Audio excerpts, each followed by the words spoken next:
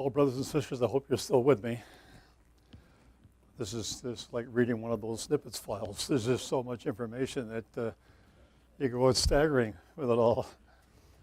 But anyway, this particular class, Fit for Destruction, will have a little bit of review in it in the beginning, which is always helpful when there's a lot of information, just to review a little bit. It'll add a little bit of information. And we'll go on to describe a couple new things. So Israel's ungodliness, we did mention that, and that God will do this in the judgments that are coming upon the people of Israel themselves. We certainly will see God's judgments upon Russia, and particularly their covetous spirit. We'll see that God's his wrath will certainly go on Europe, and not just looking at the anti-Semitism that is now, but which has been going on there for many years, and also the great tribulation and trouble they caused the ecclesia at various times in history. We want to look at the Vatican's wickedness. We want to look at society's violent ways. We want to look at mankind's immoral lifestyle, and then finally, just to cement Isaiah chapter 2 into this, is his work against human pride and arrogance. Now, if people really believed that God was the creator of this world and he was the sustainer of life, a lot of this problem would not occur.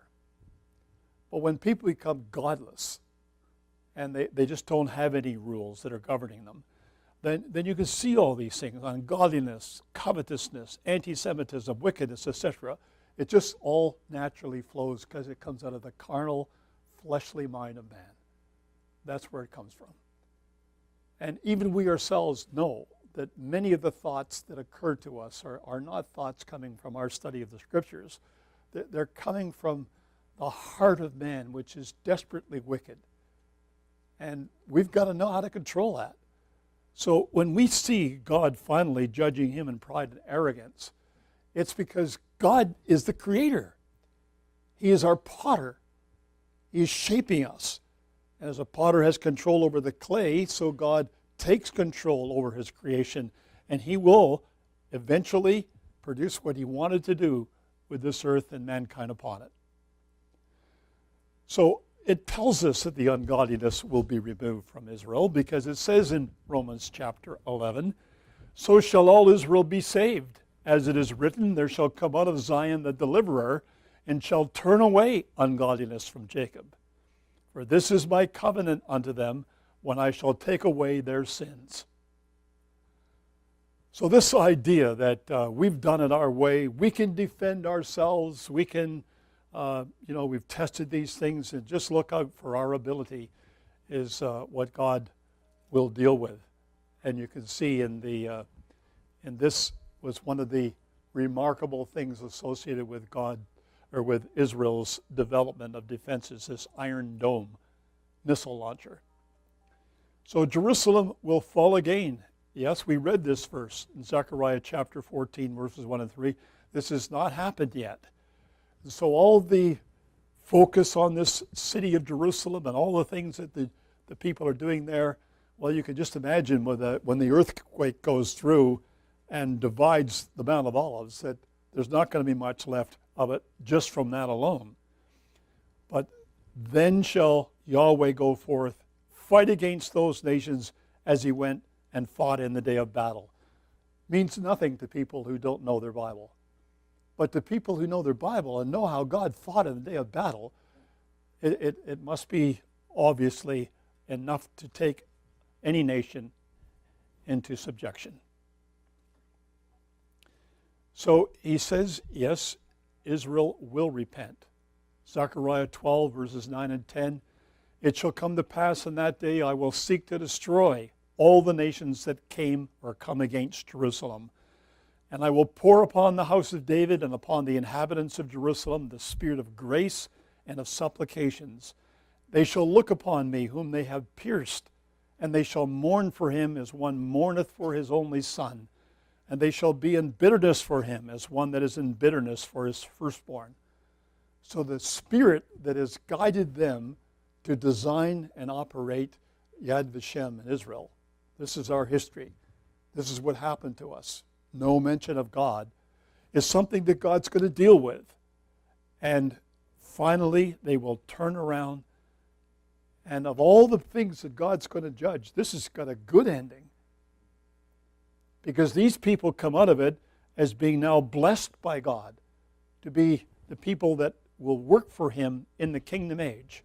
And God will seek to destroy all the nations that come against Jerusalem. But he's got to destroy that arrogant spirit that we've done it our way, and for the next 50 to 100 years, look at what more we will be able to do. And this is the great transformation that God says to all the nations that hate Israel. And in Zechariah chapter 8, many people and strong nations shall come to seek Yahweh of hosts in Jerusalem and to pray before Yahweh. Thus saith Yahweh of hosts, in those days it shall come to pass that 10 men shall take hold of all languages of the nations, even shall take hold of the skirt of him that is a Jew, saying, we will go with you, for we have heard that God is with you. So, you see, God is the one that's elevated in all these prophecies. The nations look at Israel and they don't say, oh, what a wonderful nation this is.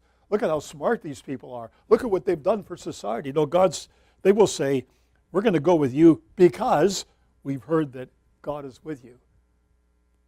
Just like the nations, like in Jericho, when Rahab said, we heard what you did, or what your God did for you in Egypt, bringing you through the Red Sea. And, that's the kind of thing that we believe would happen out of what God's going to do with Israel. So how God does that and how he brings this will be just so wonderful to see if we live to see it. Moving on to Russia and their covetousness. So God says, you'll do this to a point. You come down to Israel to a point. And at that time, when that point's reached, all these people drawing red lines. God doesn't mention a red line, but not much difference with the idea. It'll come to pass at the same time when Gog will come against the land of Israel, saith the Lord Yahweh. My fury will come up in my face, for in my jealousy and in the fire of my wrath have I spoken. Surely in that day there shall be a great shaking in the land of Israel. And we've been reading this through Exodus, and we see the children of Israel coming to the Mount Sinai, and we see the mount on fire and the trembling and the voice of God speaking and the trumpet waxing louder and louder. And boy, the people backed off. They didn't want that anymore. Can you imagine what people will think when they see God's wrath poured out, as they will see in those days? Russia looks forward to graves in Israel. That's what they portray to the world. Look at us. Look at how strong our arms are for the work we want to do. But the prophecy says you're going to get graves in Israel. So he says, I will turn thee back and leave the sixth part of thee. That's the King James. And will cause thee to come up from the north parts, and will bring thee upon the mountains of Israel, and I will smite thy bow out of thy left hand, and I will cause thine arrows to fall out of thy right hand. So he made a point of this. And it's interesting that the King James has said there would be a sixth part of them left. If you check the ESV and other translations, it doesn't mention that. It translates it differently. I will turn you about and drive you forward and bring you up from the uttermost parts of the earth and lead you against the mountains of Israel. There's nothing in there about leaving any part of that nation, or of that, not the nation, but of the army that comes up into Israel. And I will strike your bow from your left hand. I will make your arrows drop out of your right hand. So God has written that for 2,500 years, being left in the prophetic record for people to see how God would deal with this invasion. They will be disarmed. And what else will they get? Well, it shall come to pass in that day that I will give unto Gog a place there of graves in Israel, the valley of the passengers on the east of the sea, and it shall stop the noses of the passengers. Now, you can see that's not in the original. So what should be in the original? We'll just wait a second, we'll finish this and go on to the ESV. They shall bury Gog and all his multitude, and they shall call it the valley of Haman Gog. And 7 months shall the house of Israel be burying of them. Now that's kind of an interesting lead, isn't it? Because it doesn't speak of, a whole bunch of robots from Russia coming down, which some people like to think that there'll be a robotic war in the years to come, or that it will be done by missiles coming in and just, knocking out what they want to knock out. There's got to be people, thousands of people. 7 months they're going to be in burying all these people that die that come up against Israel. So that would imply a massive invasion of people, whether the warriors come down from, it's like being paratrooped in, whether they just come in mass as they could from ships that come up in the Mediterranean and land on the shore and bring the troops in that way. There's got to be a massive invasion of people into Israel. The ESV doesn't mention it will stop their noses. Because see, this would imply, and I guess this is what the translators saw in it, there got to be that many people, there could be 7 months, and burying them. Can you imagine the stench that would come up until they get them buried? Now, but the ESV says, on that day I will give to Gog a place for burial in Israel, the valley of the travelers on the east of the sea. It will block the travelers, for there Gog and all his multitude will be buried. It will be called the valley of Haman Gog. For 7 months the house of Israel will be burying them in order to cleanse the land. So if you go and read Henry Sully's vision of the temple to be built and of how this would be fulfilled, he says, well, when people come up to worship in Jerusalem, they would have to pass this place. If they pass the place where Gog is buried, and however that's memorialized, whether there is a monument there, whether there is, a marker of some sort, we don't know. But it would seem to be a means of humbling the people. Like God's done this in so many interesting episodes in the Israel. The people weren't ready to meet Jesus, so God sent John the Baptist. And John the Baptist prepared the way of Yahweh. He made the rough places plain. He made the mountains and hills low. He exalted the valleys. He made the crooked straight and the rough places plain, because that was necessary for what God was going to do. And I would think for the people to come up to worship in the temple, that's such a holy environment at the temple. They will need to have their minds conditioned. And seeing this monument to Gog and his multitude would block them in the sense that they can't just run up there, but it's not to stop their noses.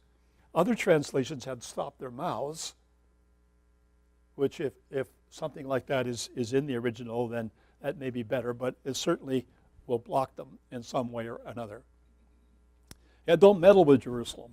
That's God's worry, God's warning to the nations. As he says in chapter 12 of Zechariah, behold, I will make Jerusalem a cup of trembling unto all the people round about, when they shall be in the siege of both against Judah and Jerusalem. And that day I will make Jerusalem a burdensome stone for all people. All that burden themselves with it shall be cut in pieces. All these nations want a part. The Catholics want their holy sites. The Muslims want their holy sites. The Greek Catholics want their holy sites. The Russians want their holy sites. The Jews want their holy sites. Well, if they really took this to heart, I will make Jerusalem a burdensome stone for all people, they'd probably stay away. But people don't read the Bible. Brothers and sisters, do your readings. We can't survive this ourselves if we're not reading the Bible. One of the most wonderful heritages that were ever given to us as Christadelphians was the Bible reading planner, where if you follow that and you just discipline yourself to do those readings, you would remember these things, because year after year you are reviewing them. And that's, I believe, what God intended us to do, to review them and review them and review them so they're in our heads. And it's just a wonderful thing when you're making a talk to be able to connect these things. This idea that you can do it with a computer by looking at the Word, in the English or the word in the Greek or the Hebrew is one way to do it, but it's not the way that really leads you to truth entirely, because many of these things are just, I remember something like that. It's probably a figurative use of the word, but is the link. And I think we've got to continue to read the word and don't allow this idea of watching to be the way we do things, just looking at pictures and trying to make it out of that. Look at this. It's kind of interesting. I mean, this is just typical. You have to be really watching the news to pick up something like this, because it's there once, maybe on the news, and you never see it again. Russia moves in as USA moves out, from the National Post. This is in Canada, December 18th. With the Palestinians rejecting U.S. mediation, Russia said it was ready to take over. Russia's deputy UN ambassador, Vladimir Safronikov, said the issue of moving as quickly as possible toward direct Israeli-Palestinian negotiations is becoming more important. And he reiterated Russia's proposal to hold a summit between the Palestinian and Israel leaders. We are ready to become an honest mediator here, he said.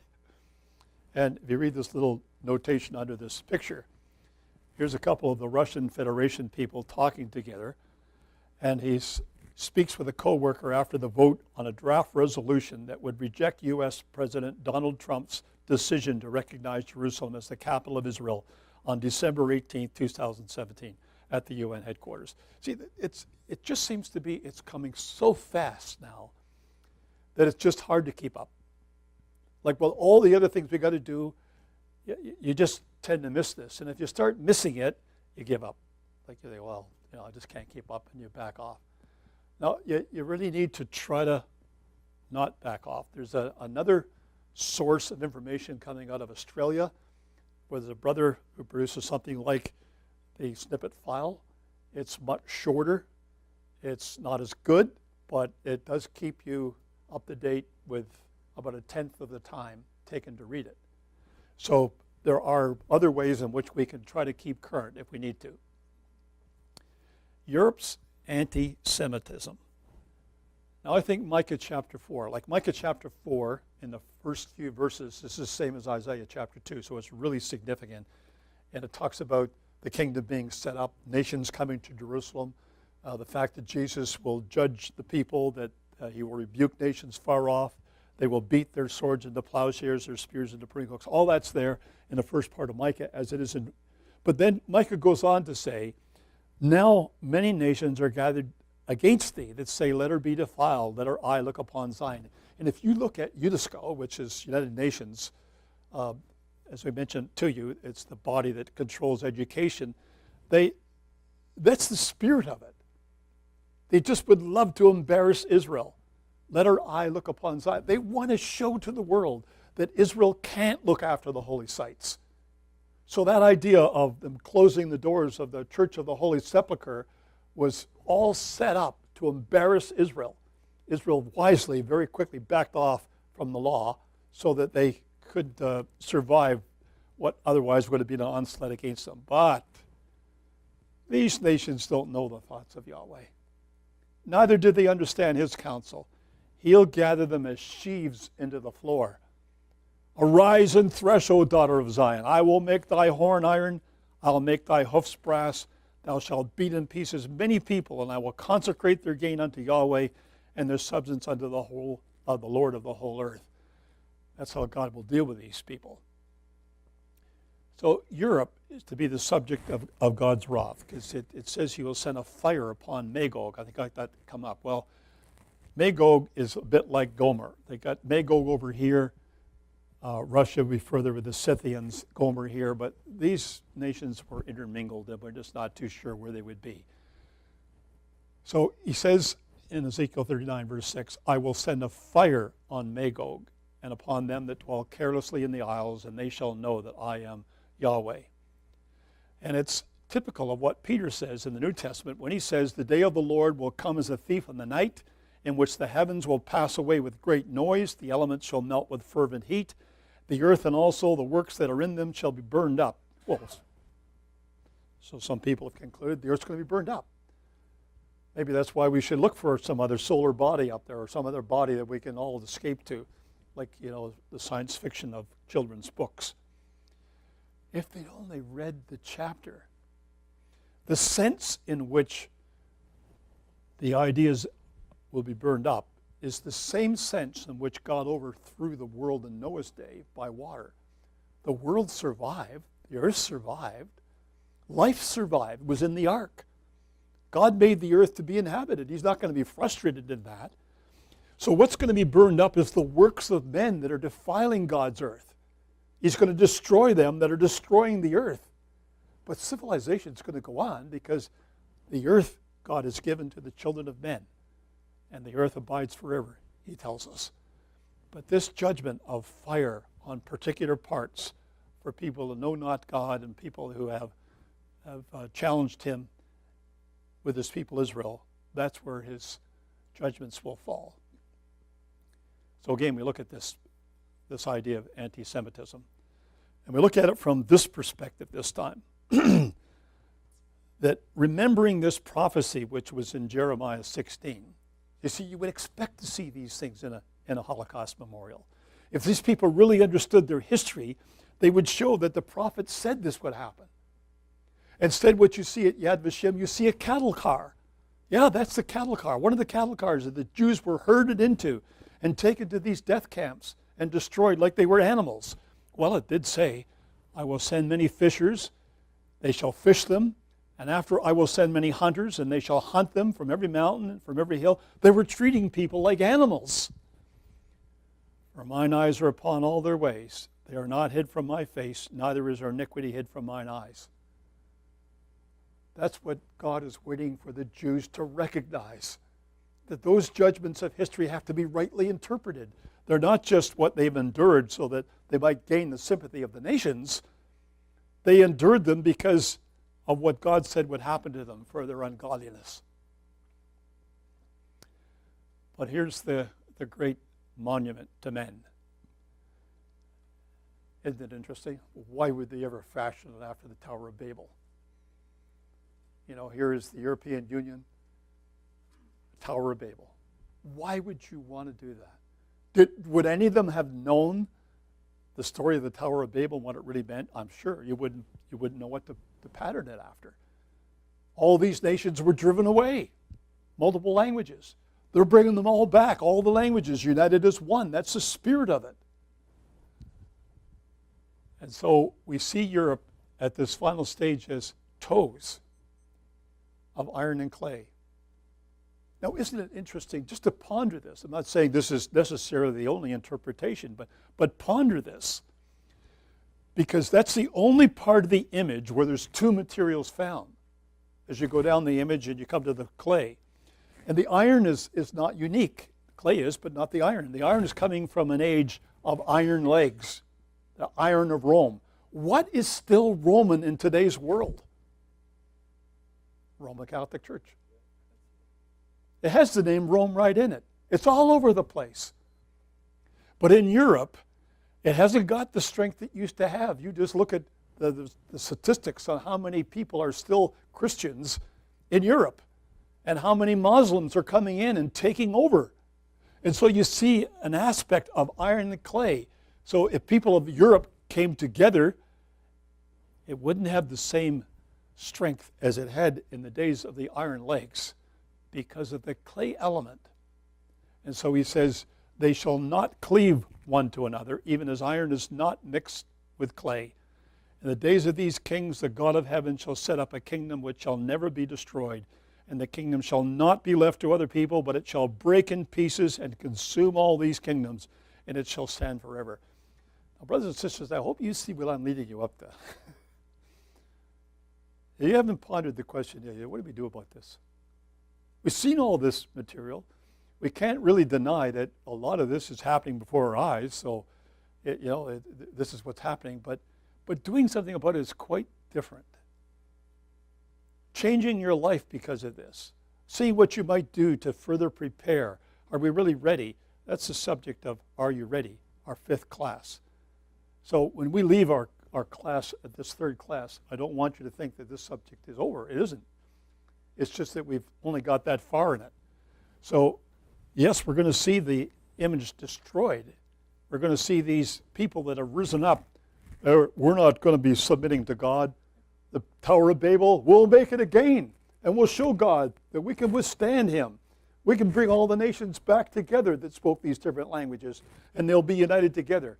What an arrogant spirit. And you can see how our God must feel about it. Now, that's one of the things that we should be feeling, brothers and sisters. If we lay claim to be the students of the book in this particular age and generation, then we've got to see the Spirit of God in this. Why would God do this? Why is he saying this? It's because he's the potter. And this is the clay talking to the powder. I'm going to be what I want to be. No, you can't say that to God the potter. I want to go on to the Vatican's wickedness. Some people today don't see it that way anymore. You have a look at some of the pioneers of the Protestant Reformation and see what they had to say about the Vatican at that time and about Roman Catholicism.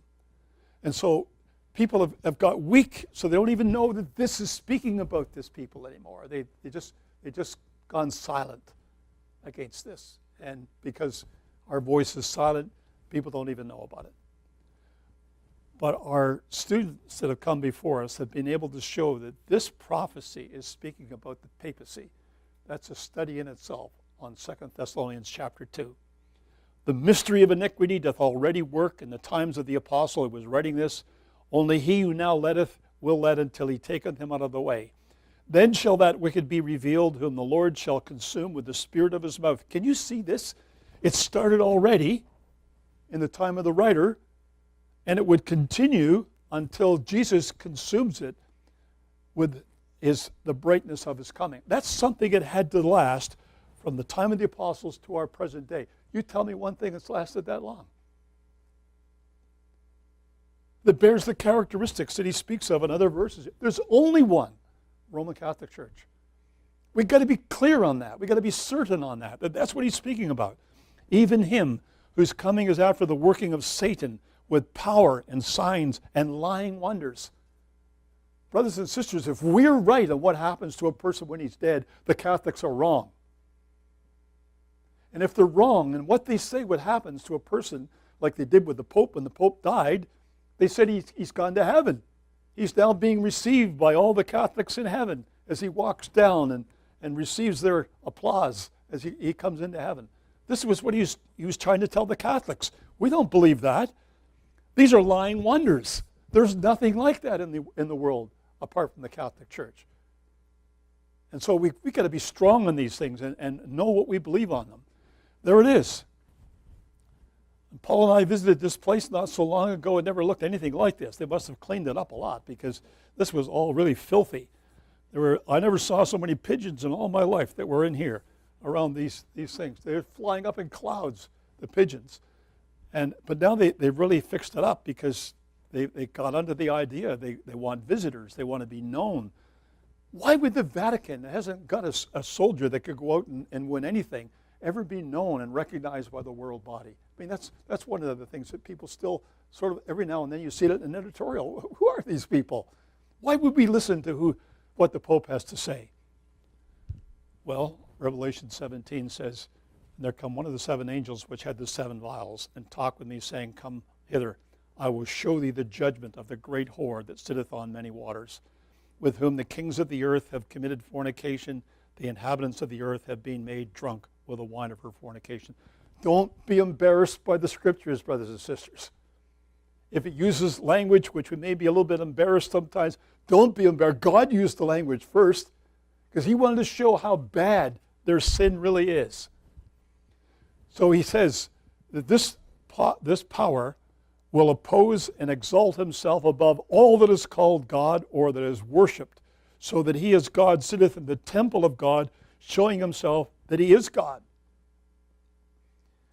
Now remember having a discussion with a brother who said, you got the wrong people. It is not the Catholic Church. And the whole thing depended upon this word, temple. He says, you show me one place where the Catholics refer to any one of their places of worship as a temple. So Brother Paul and I went to the Vatican. We walked through the Vatican, and as you go in the doors, there's all kinds of writing on the floor, but it's in Latin. Not of us understood or ever took a course in Latin, so we really couldn't understand it. But there was a couple of words there that tweaked our interest, and we were going on and intended to come back. And when we came back the next time, we looked at it and found out that what it was saying was something you wouldn't expect to find. I don't think there's anything like this in your hall here. That says, look at how big we made our hall.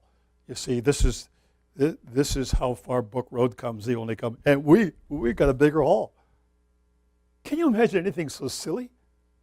That's what that line said.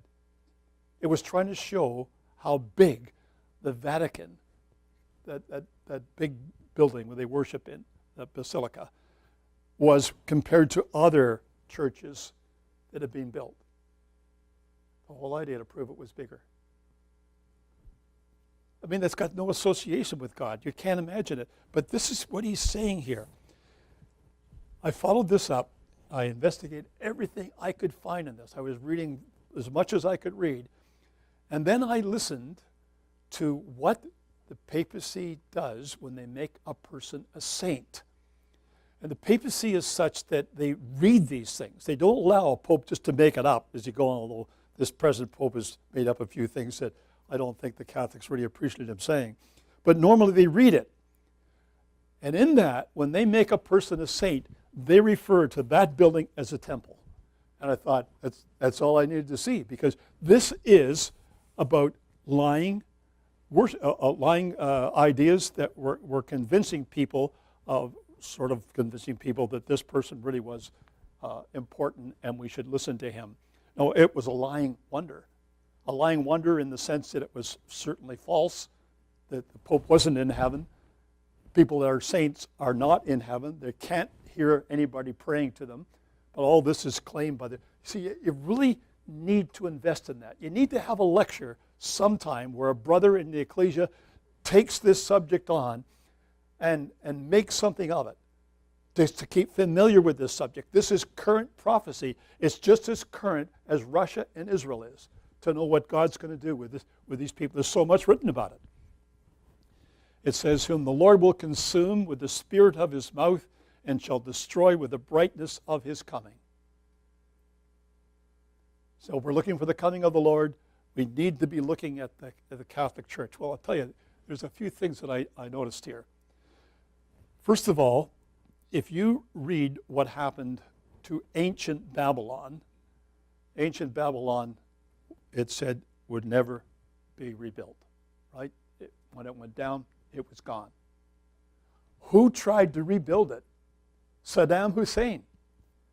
He was the one who was going to rebuild it. He had all the bricks there with his name on them. He was building this. He got quite a ways on building it. And the Americans, for some reason, decided they had to take out Iraq. Whether there was weapons of mass destruction there or not, I think they were performing God's work on the side. God said this would never happen. He was going to make it happen. God ensured it did not happen. And it didn't happen. Because this Babylon will, like the old Babylon, go down and never happen again. It'll be gone. Finished. That's God's judgment on it. Therefore shall her plagues come in one day, death, mourning, and famine. She shall be utterly burned with fire. For strong is the Lord God who judgeth her. And the kings of the earth who have committed fornication and lived deliciously with her shall bewail her and lament for her when they see the smoke of her burning. Why are all the nations going to visit the Pope? Why is it so important for them that they have the Pope on their side? That's an interesting question. Bible prophecy tells us why. And this is how the Vatican views what's happening in Jerusalem. So this came out of let me see, it's one of the snippets. I don't know exactly what he has a certain code here for where it came from. But anyway, it's about the Vatican. The Vatican says Jerusalem, which is a major holy city for the Muslims, Christians, and Jews, should be granted a special status where people of all religions can worship freely. Thus, it is opposed to the city becoming exclusively a Jewish entity where Muslims and Christians are left to the whims of the Jews. That's the Pope. No wonder he, in all his dealings with Israel and his dealings with nations that are wrestling with the Jews, is for the city of Jerusalem having an international status. They don't want it to be the Israeli capital. They don't want it to be the capital of the Palestinians either. They want it to be an international city where people can have control of it. So it's just an interesting struggle that's going on there, and this is what's being said. Now, I picked this one up. I don't know whether you saw this, whether it was even in the papers in the U.S., but this is December 8, 2017. And suddenly, one night it said, it has been a question of theological debate and liturgical interpretation for years. So I didn't know that, but I learned it in this one night. And now Pope Francis has joined the discussion. Does the Lord's Prayer, Christendom's resonant petition to the Almighty, need an update? This is the Pope. Hey, this man's supposed to speak without error. He's the only man in the world that claims the Catholic Church that have this ability. So in a new television interview, Pope Francis said, the common rendering of the one line of the prayer, the Lord's Prayer, lead us not into temptation, was not a good translation from ancient texts.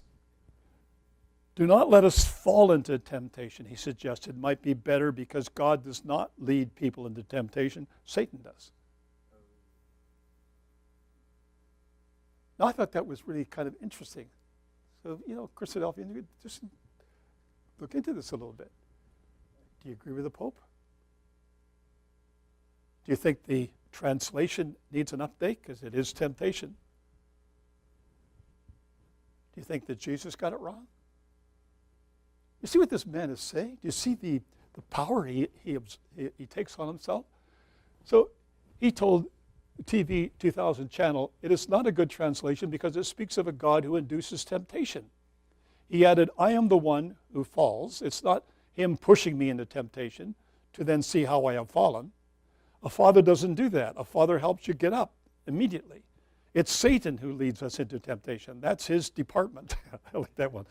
The 80-year-old also highlighted that the Catholic Church in France had adapted the prayer and uses the phrase, do not let us fall into temptation instead.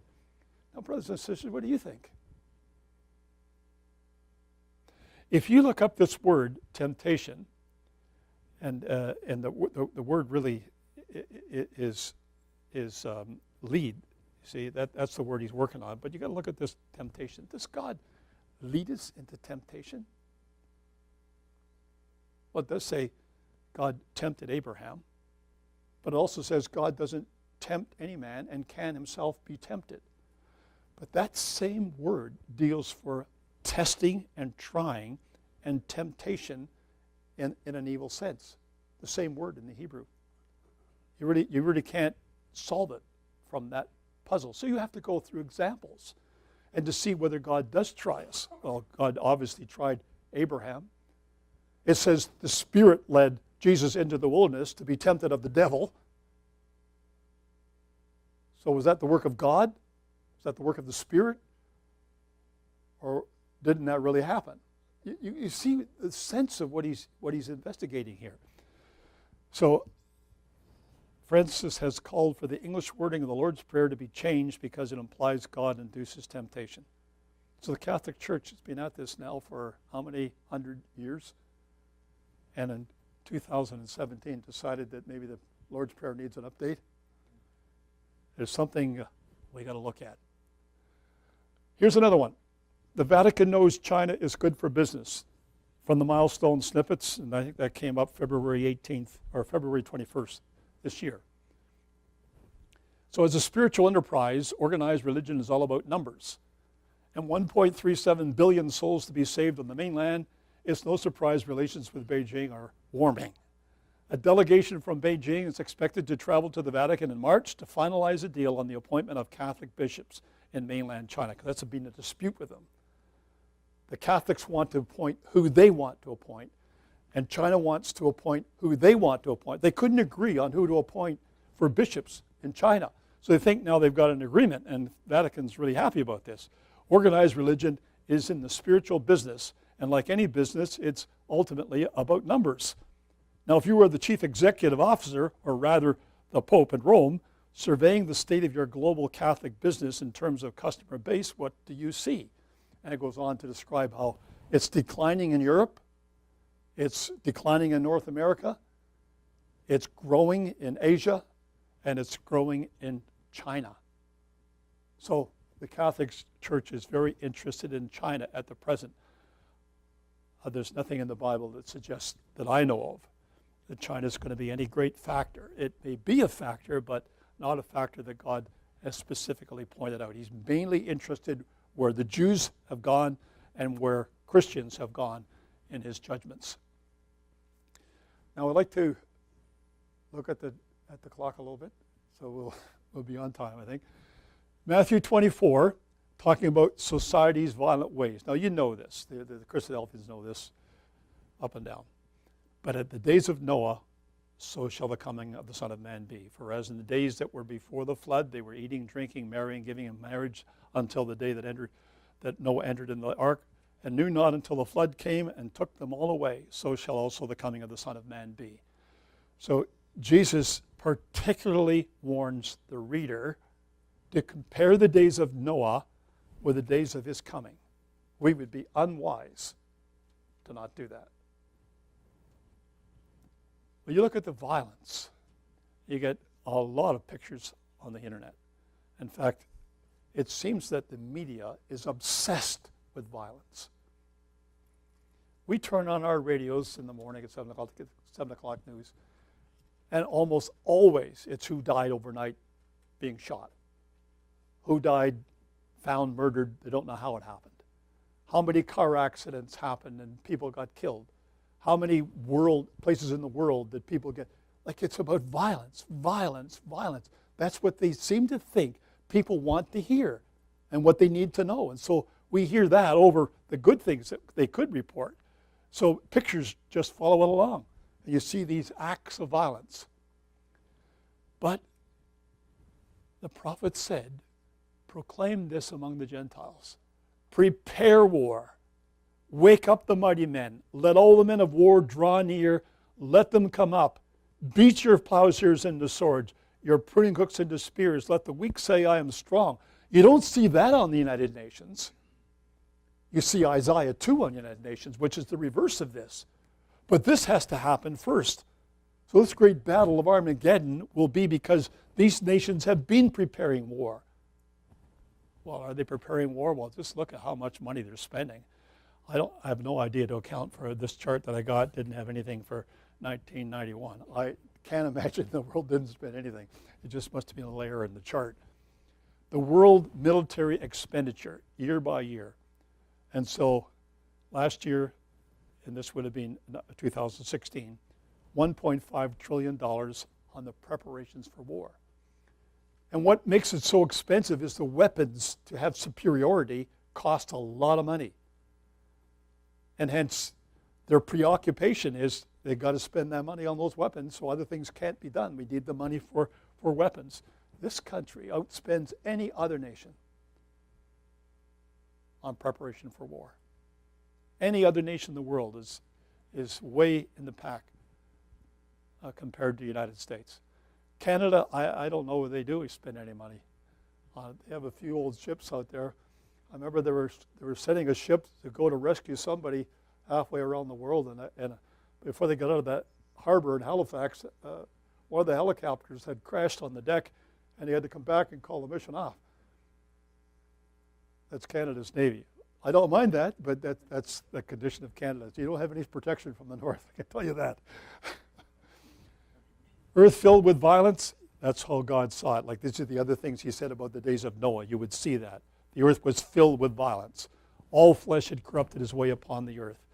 And God said, the end of all flesh has come before me, for the earth is filled with violence. God has the right to say that. He created it. He's the potter.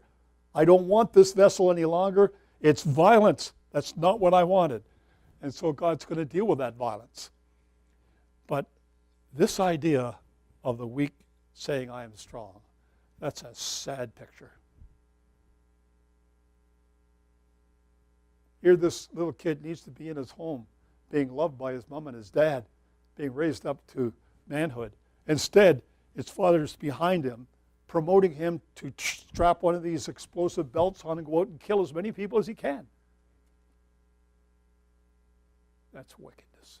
You can see how God would be so upset with the violence in this world when it manifests itself like that. Let the weak say, I am strong. The violence in society to cease? Yes, because this is the answer. And this is what people need to hear. That the Lord will judge among many people, rebuke strong nations afar off. They shall beat their swords into plowshares, their spears into pruning hooks. Nation shall not lift up sword against nation, neither shall they learn war anymore. And you know, if tomorrow all the nations of the world decided we're not manufacturing any weapons of war anymore, that's it, it's over. So many people would be unemployed, the nation would fall apart. There wouldn't be any tax base for people. There's so many millions and millions of people employed in the production of weapons. But they will sit every man under his vine and under his fig tree, and none shall make them afraid. The mouth of Yahweh of hosts has spoken this. Is a moral lifestyle, as you know, it's compared to the days of Lot and the days of Sodom. Immorality will vanish. And all these things, they love making these little diagrams of various words of all the afflictions that people have. But that's got to be a part of this age, not of the age to come. In Jude 1, we see the judgment of the Lord coming with 10,000s of his saints upon ungodliness, ungodliness, ungodliness, ungodliness. That's what God's coming to judge. This immorality that stands up and challenges God. This work of terror. You may have read this, that this WannaCry malware attack, which is affecting hospitals, businesses, and banks across the world earlier this year, and they figured that it cost billions of dollars of damage, was a work of North Korea and some of the evil that comes from that particular part of the world. Now, Canada is doing its part. We've never seen a prime minister like this. I think his father, if you remember, Pierre Elliott Trudeau was his father. Well, this is Justin Trudeau, and he's making it a point in front of the Canadian people to show how he's following his father's footsteps. His father was the one who championed the Bill of Rights and put it in the Constitution of Canada. So all these freedoms of people. So we took this out of the news, and it says, this is the devastating story of people who were branded criminals by the government, people who lost their livelihoods and in some cases their lives.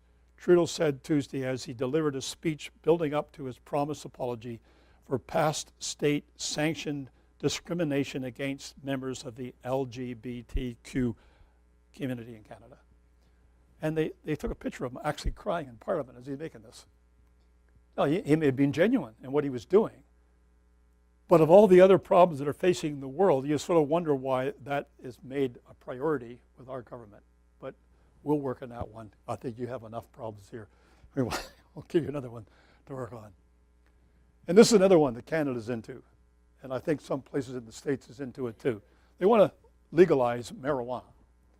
Now, they know the problems associated with this, but again, it's this present Prime Minister wants to make sure this happens. So the federal government's plans to legalize marijuana by next summer, that's this summer, is a step closer. Bill C-45 received final approval Monday in the House of Commons, passing by a vote of 200 to 82. It now moves to the Senate, where conservative senators are threatening to hold up the passage of the bill. But it won't matter, it'll pass, because that's just the spirit of the nation. And you know, what happened with cigarettes will happen with marijuana until, if time went on, they would probably realize maybe that wasn't a very good decision. They should know that now, but they do it anyway. And this is what I don't know how it afflicts you in your country, but it is really a problem for Canadians. It says Statistics Canada divided up Canadian households into 5 groups. At the bottom of the pile, amongst the households with the least amount of money to spend, people owed $3.33 in debt for every dollar available. They were deep in debt. On the opposite end of the spectrum, among the households with the most disposable income, the number was 1.28 per dollar available. So even the rich people are in debt. And we're encouraged every day to buy things that we can't pay for. You'll pay for them next year. Or buy for it on time, or they're giving us money that you don't really have, but they don't tell you just exactly how you're going to pay for it, but you just know you're going to. So that's a real problem in Canada. And I just wanted to do this as my last point on this problem of human pride and arrogance. We read this in Isaiah chapter 2. The loftiness of man will be bowed down, the haughtiness of men shall be made low. Yahweh alone shall be exalted in that day. I just can't underestimate what he's saying there. That's the way it will be. God alone will be exalted in that day. There won't be any strong men. But that's what they want to be. Now that, to my mind, was near insane. Why would you ever want to take your car and launch it into space and put it in orbit of Mars, which I understand it didn't actually go into the orbit around Mars, so it's going to be out in the asteroid belt somewhere. That, to my mind, is the pride of mankind manifested today. Look at what I can do. All the world will see what I can do. It'll be on the TV screens everywhere. See how important I am. That's what God's going to abase.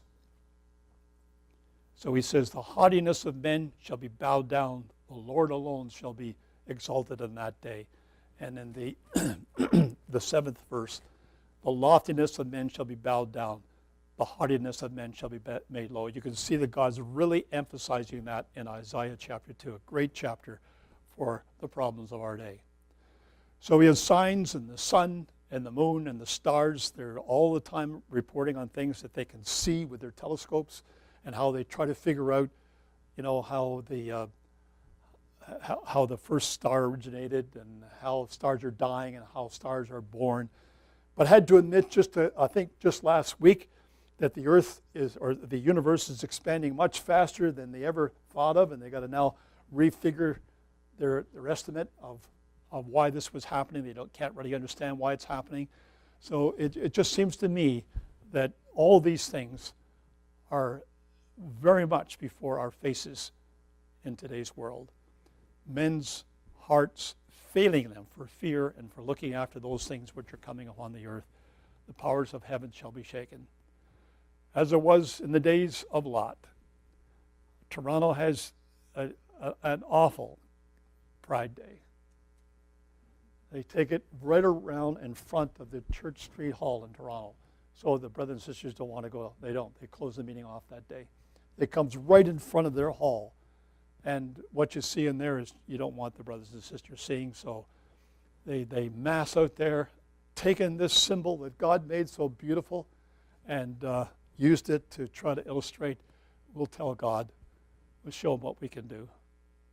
So God says, even thus, or Jesus says, even thus shall it be in the day when the Son of Man is revealed. And we're certainly seeing the repeats of those days. Now, I just want two little items. I got a couple minutes. Two little items. Do you know that airport? That's Atlanta. That's acknowledged to be the busiest airport in the world. You can see with the number of landing strips it is. Do you think that going to and fro in the last days would be something that speaks to what we're doing today? That people are traveling? How many people go to work driving an hour one way, coming back, spend so much time on the road? Do you think that's making any difference to us as Christadelphians? Because many people should run to and fro. I definitely think it is. But thou, O Daniel, shut up the word, seal the book even to the time of the end. Many shall run to and fro, and knowledge shall be increased. We have never, ever seen it this way before in history. Okay, it just gets more and more that way as time goes on. But all those 2,500 years the prophecy was written, never saw it like this in our day. Knowledge shall be increased. Well, if you wondered where things go when they go to the cloud from your computer, they go to a room like that, which is packed full of computers that can store immense amounts of information. And it's just having an amazing impact upon people. Like, people now are starting to look at the psychological backlash to having so much information to deal with, and reporting the sicknesses that people are coming up with and how people just can't comprehend all that. But he did say knowledge would be increased. We have never, ever seen a day like this in history. It's our day. And this blows me away when you see this, that human knowledge doubles every 13 months. All the knowledge that people have had and recorded is doubling at that rate. Every 13 months, it's doubled. Another 13 months, it's doubled. But look at what they say. In our experience over 25 years, we've found it's the inspired people, the passionate people that build companies, that advance organizations, that innovate and drive progress, sales, marketing, and improve the production. It's our mission to be part of this. Here's some of the interesting information that might inspire you. Buckminster Fuller noticed that until 1990, human knowledge doubled approximately every 100 years. By the end of World War II, knowledge was doubling every 25 years. Today, average human knowledge is doubling every 13 months. According to IBM, human knowledge will one day double every 12 hours. This has some big implications for organizations that want to thrive in 2016. Can you imagine all the knowledge that men have ever achieved, written down and recorded, could double in 12 hours? Every 12 hours. Like, how do people ever keep track of this? Can you see all of these things, brothers and sisters, coming together at once? Hold on to your faith. We've got to hold on to what we believe. We've still every reason in the world to believe that what God has said is what we need to know. Much of this information just tells you where we are with the world, but we don't really need to know that. We do need to know what's in that book. So tomorrow we'll try to give you a little bit more of what's in the book and not focus on this. Thank you.